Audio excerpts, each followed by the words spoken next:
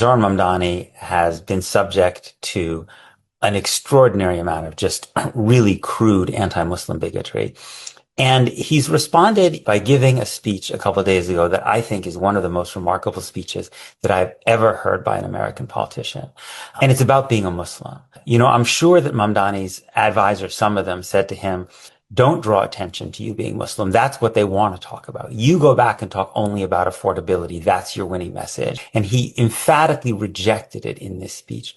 He writes, many Muslims were raised to believe that it is only in the shadows where Muslims could embrace the fullness of our own identities. That if we are to emerge from them, from these shadows, that it is in those shadows that we must leave our faith. And he rejects that.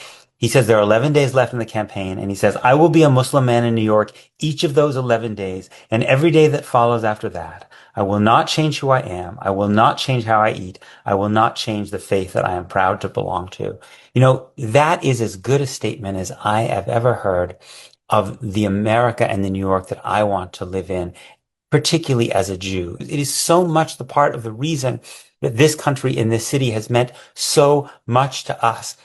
And when I see many in the Jewish establishment making common cause with these anti-Muslim bigots, what I think is, this is so profoundly foolish of you.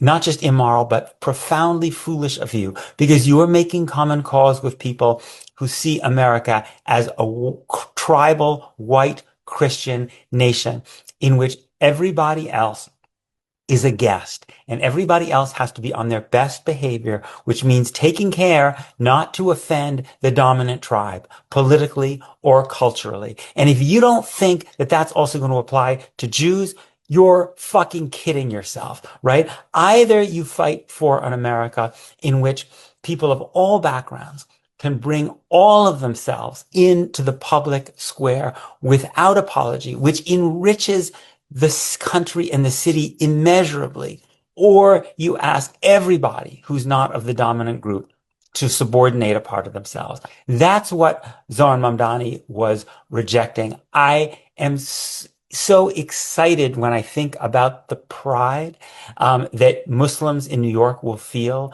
when Zohran Mamdani is elected, as I think he will be, and the fact that young Muslims growing in the city will know that they can bring the fullness of themselves into all of their lives. It will make our city so much better.